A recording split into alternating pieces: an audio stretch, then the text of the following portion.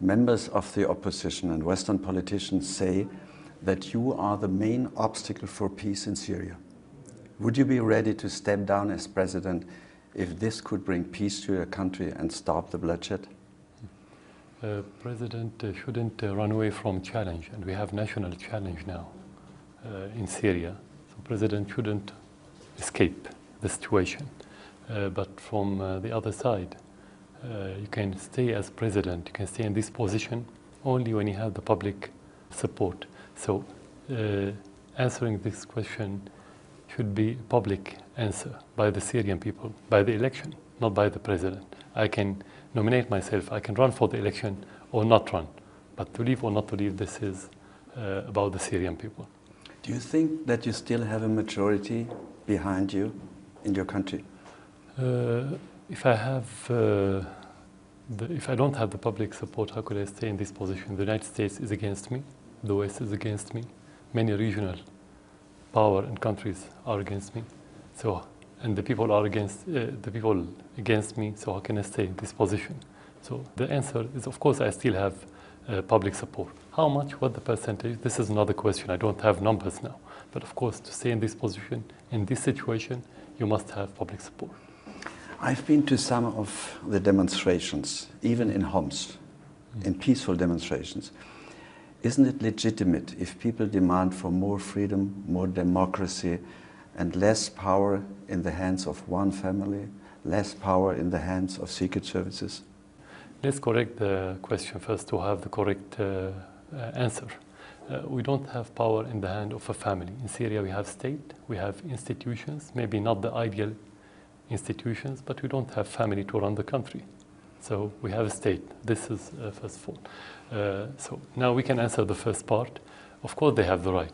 They have legitimate right, whether they are demonstrators or not. Not only demonstrators ask for freedom. Actually, the majority of the people who ask for reform, political reform, not freedom. We have freedom, but not the ideal freedom, but the reform, let's say, to have more participation in the power, in the government, in everything else, in their country. This is legitimate, but the majority are not in the demonstrations. You have people who demonstrated and you have not, but this is legitimate. A question that everybody is asking in the Western countries, in your country, who has killed the thousands of civilians who died in this conflict? The opposition blames you.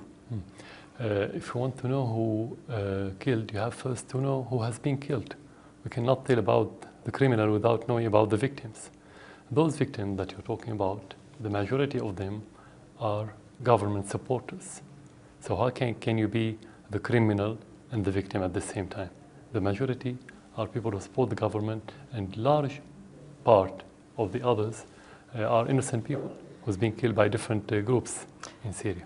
Would you admit that some of these, or a certain percentage of these innocent civilians has been killed by your security forces, a certain percentage? No, you don't have, because you have investigation committee about all the crimes that happened in Syria. But from the list that we have, from the names that we have, the highest percentage, people who are killed by gangs in different kind of gangs, whether Al-Qaeda, whether extremists, or outlaws, people who escaped the police for years. So you say that the rebels, whom you call terrorists, have killed more civilians than the security forces?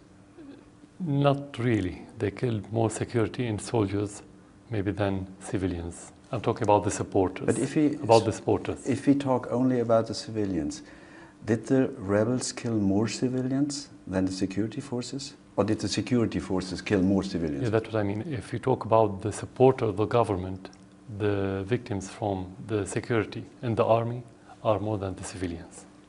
You said there are investigations against those members of the security forces who might have killed innocent civilians. Mm-hmm. Have some of them been punished? Yeah, of course. They were detained in prisons. In prison? They've been they are subjected to trial now, like any other crime.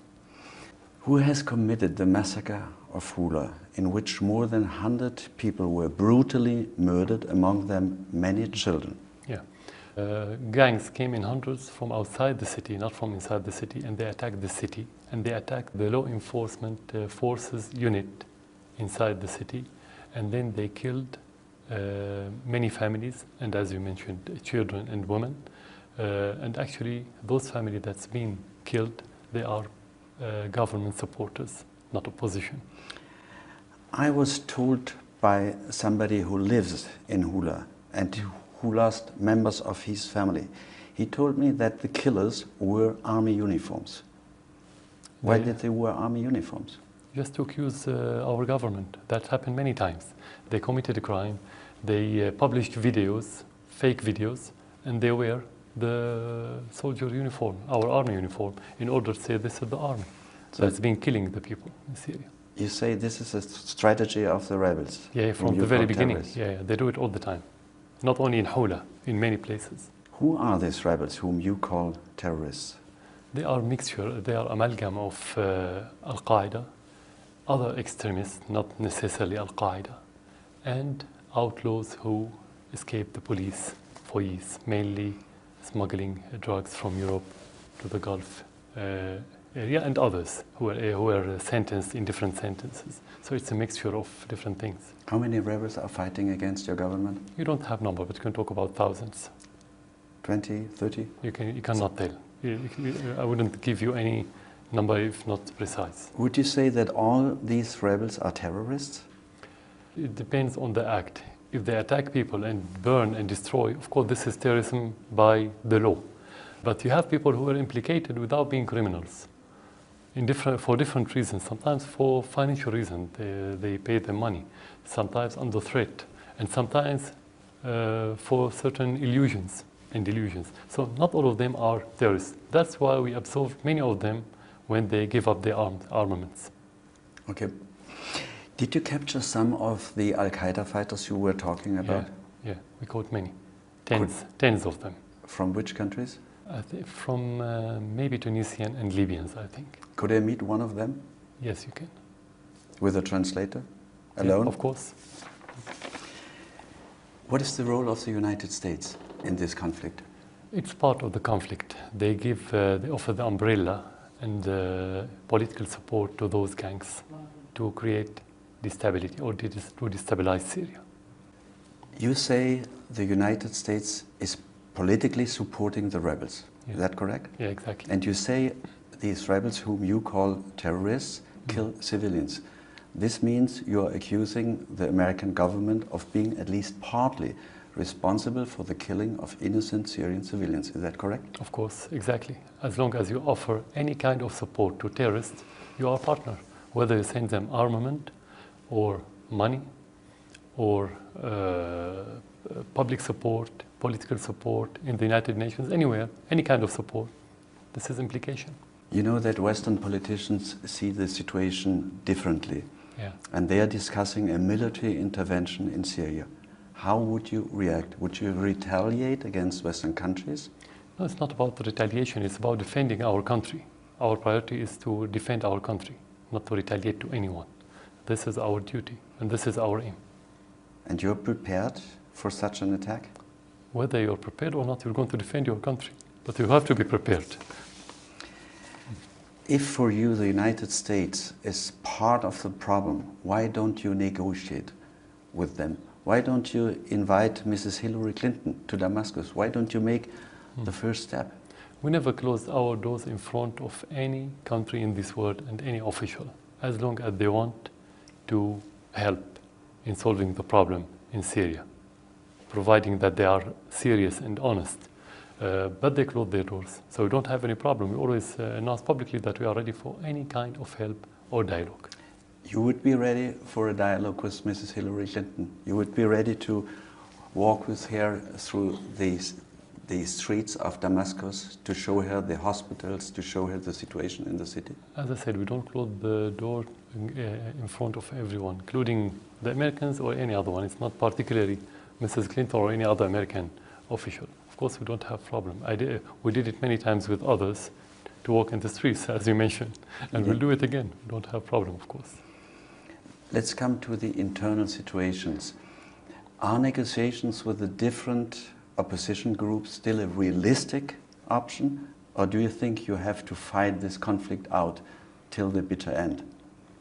Dialogue is the strategic option. whatever you do, whatever other option you have, you need a dialogue, at least to make sure that you can do something peacefully. But as long as you have terrorism, and as long as the dialogue didn't work, you have to fight the terrorism. You cannot keep just making dialogue while they are killing your people and your army. But you could have a dialogue with those who are not terrorists. We had dialogue last summer, and we kept inviting them. Some of them accepted the invitation, and they made dialogue, and they participated in the elections in the parliament, and they had some seats in the parliament, and they have portfolios in the recent government last week. But they got only 2% in the last elections. Yeah, this is not our fault. We don't have to offer them the percentage. So we don't create the government. Would you be ready to talk also to the opposition in exile? Yeah, and we announced that. We said we are ready to talk to anyone. Would you be ready to discuss and negotiate also with rebels if they lay their weapons down? Definitely, and we did, and we absorbed them, and some of them live normal life now. They don't have any problem. You would be ready to talk to everybody if he lays his weapons down? Of course. Even before, we started talking before they laid down their weapons, in order to get that result. What about the Kofi Annan plan? Mm-hmm. Has it failed? No, it shouldn't fail, and Kofi Annan is doing so far difficult but good job. We know that he has many obstacles, but it shouldn't fail. This plan is a very good plan. What is his main obstacle? The main obstacle that many countries didn't want it to succeed, so they offer political support, and they still send armaments and send money to terrorists in Syria. They want it to fail this way. Who sends the weapons to your country? Who is the country who is supporting the rebels most? If I don't have evidences, concrete evidences, I will tell you what the indications. Those countries announced publicly that they're going to support those terrorists, mainly the Minister of Foreign Affairs of Saudi Arabia and his counterpart in Qatar. They announced publicly they're going to support them. This is regarding the armaments. Turkey, I think, offer logistic support for smuggling. In the United States? United States mainly so far, what we know so far, that they offer political support. Means of communication also? We have some information about this, but I didn't mention it because we don't have concrete evidence to show it to you.